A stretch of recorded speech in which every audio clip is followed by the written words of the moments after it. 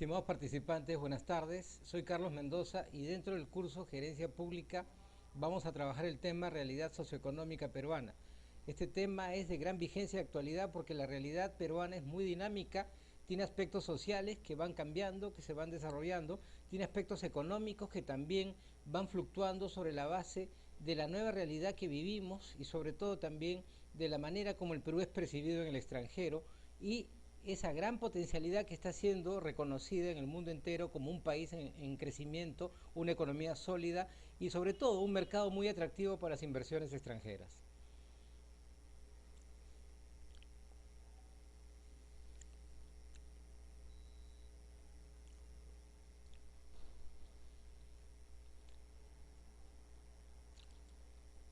Bien, la realidad socioeconómica.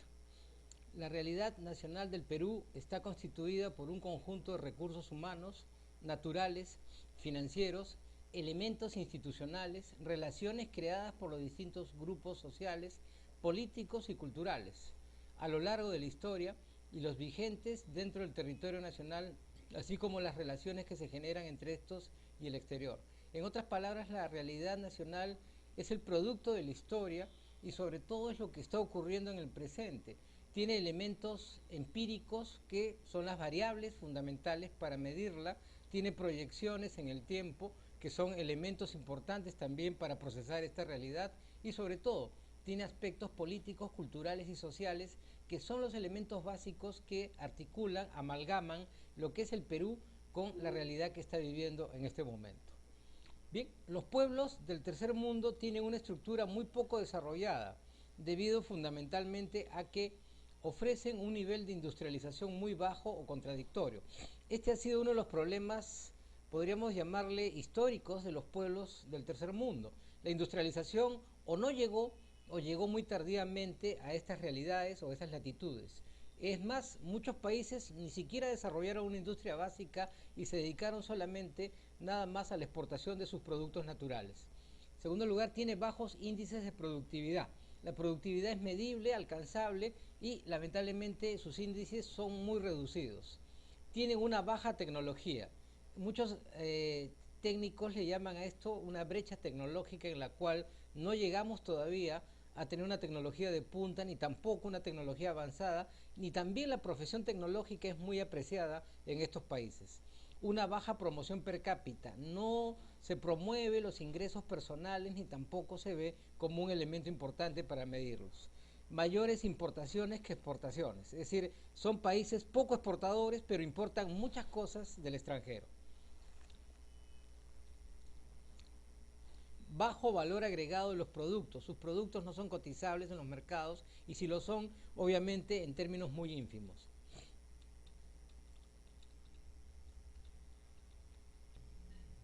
Veamos el entorno económico y social. Bien, en primer lugar, el proceso sociopolítico. Es un proceso.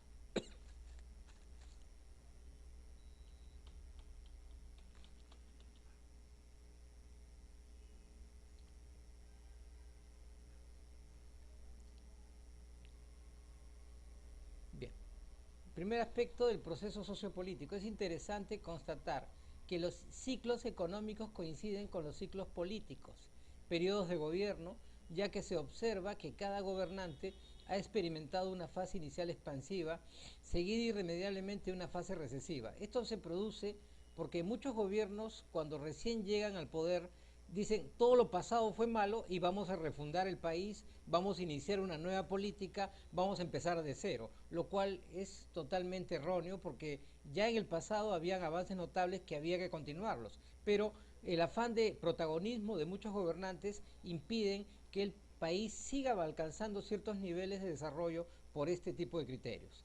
Por otro lado, la economía es un sistema y por eso la trayectoria del PBI está relacionado con la brecha fiscal, la brecha externa, la deuda pública y el proceso de inversión, particularmente de la inversión extranjera. En otras palabras, el PBI está vinculado a eso y no se produce una expansión de la economía ni un crecimiento adecuado justamente por esta visión limitada.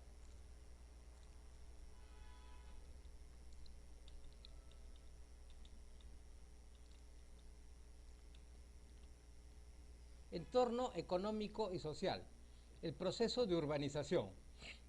Durante este periodo, la población y la economía peruana han experimentado cambios considerables por la propia dinámica interna del sistema, cuyos ejes motrices son internos: el crecimiento demográfico, la migración y el surgimiento de nuevas ciudades, el gasto público y la inversión privada. En otras palabras, a esto se llama proceso de urbanización.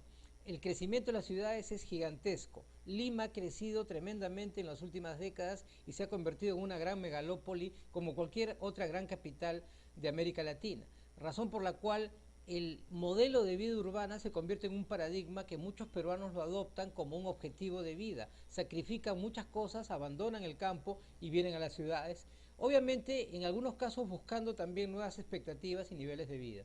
Externos. ¿Qué factores externos hay de este proceso de urbanización? En primer lugar, la inversión extranjera, la expansión de las exportaciones de materias primas, el crédito externo y la adopción de las innovaciones tecnológicas, particularmente en las telecomunicaciones, informática, transporte y los nuevos métodos industriales para procesar los recursos naturales del país. Es decir, en las grandes ciudades sí se vive una revolución tecnológica de las comunicaciones, eso como sintonizarse con la gran revolución digital que ocurre en el mundo, razón por la cual vivir en una ciudad tiene mayores atractivos que vivir en zonas rurales.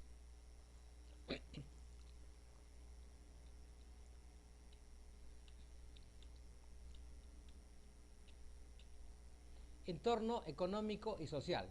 El PBI como indicador de bienestar no es suficiente. Los informes de los organismos nacionales e internacionales utilizan el Producto Bruto Interno, PBI, per cápita para analizar la situación económica de los países y calificar el grado de su desarrollo.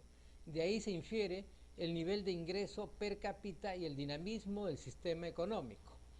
El PBI del Perú es la suma ponderada de las actividades de los distintos sectores productivos, los cuales difieren en la composición del capital y del empleo, en su productividad, en la generación de valor agregado y en su competitividad en los mercados. En otras palabras, es una variable importante, es un índice, es un indicador necesario el PBI. Además, es muy difícil estimar correctamente el valor del PBI de cada uno de los sectores en las distintas regiones del país. Se complica aún más esta tarea porque el tipo de empresa que predomina es la microempresa familiar y los trabajadores independientes, los cuales se desenvuelven por lo general en un entorno muy informal, particularmente en la agricultura, el comercio y los servicios. Esto significa que hay un segmento informal que obstaculiza la medición adecuada del PBI en un país como el Perú.